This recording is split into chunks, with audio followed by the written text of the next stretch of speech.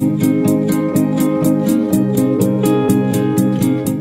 been a little haunted the last 2 weeks, and that's a good thing because we do have another opportunity to compete. We're not ending the season on a sour note. So things are going really well for our 7 men that we're bringing down. Well, Willie is, Rob Connors from Portland said after the West Coast Conference is Willie looking at maybe getting one of those berths to the NC2A in Terre Haute. And I said, well, I never thought about that. Good question, Rob. And so we planted that seed. It's not an easy one to be one of the extra guys in.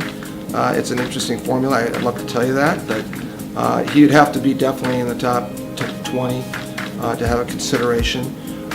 So our plan for him is to, get a low possible point. If we could get in the top 20, sweet. If we get lower, great. But no pressure, just get a nice little low number to help the team. Well, obviously, Willie and then Nick Roche have been our top two guns all season. And so we know both those guys to have some regional experience, so that's a good thing. Colin O'Neill, who's, had a little rough conference meet, coming back off an injury, a little problem with the heat down there at Malibu. He bought another couple weeks, and he's looking strong. 10K may be a little bit better venue for him than an 8K2 because he's one of those longer kind of guys. And I'm hoping he can be a solid third, get into that top 50, maybe better, sweet deal. But it's not just Colin O'Neill. I think that third, fourth, and fifth runners have to close the gap. It's always been, Rich Nelson and I have been talking about it all season. We've got to close the gap. It's a big gap between Nick Roche and our third guy. So Colin O'Neill's in the mix.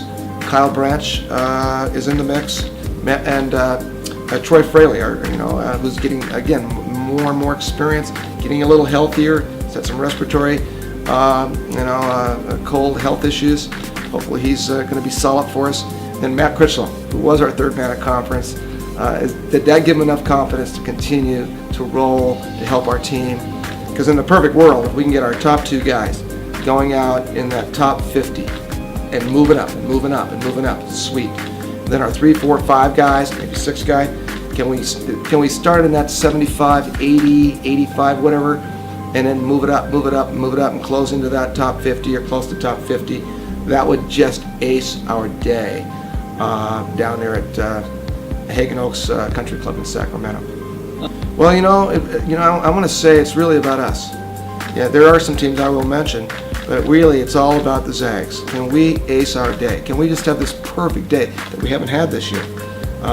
Watching the Zag basketball team against Colorado State the other night, it looked like we pretty much aced those threes. So, that's kind of our mode. But teams that, would be fun to capitalize on would be Loyola. They'll be in the mix. They're ranked number 12 in the West. We're ranked number 13 in the West. It'd be nice to beat the California Bears and the Arizona Wildcats, who are ranked behind us. They had a rough Pac-12. It'd be nice to get in the top 10. That is our goal. Be in the top 10. Can we get closer to Washington State, Washington? Maybe upset one of those teams or both of those teams. But obviously Loyola, conference rival, is one of those teams. Get in the top 10. All of our West Coast Conference teams will be there, other than BYU, who will be in the Rocky Mountain region. And let's see what we can do against the Pac-12 schools.